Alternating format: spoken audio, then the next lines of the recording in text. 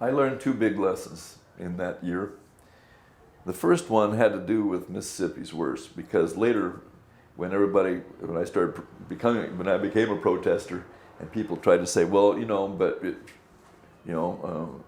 Russia's worse, or if you don't like it here, just go to somewhere else. It's all worse.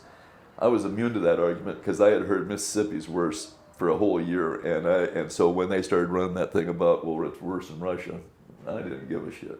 Mm-hmm. I had already worked my way through that argument. The other thing I learned was that just because it's the law, that don't necessarily make it right, because Jim Crow was the law. Racism was the law in Montgomery, Alabama in 1963. That was the law, and I knew that was wrong.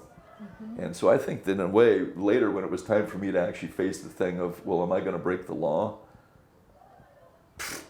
I had already figured out that just because it's the law, I don't make it right.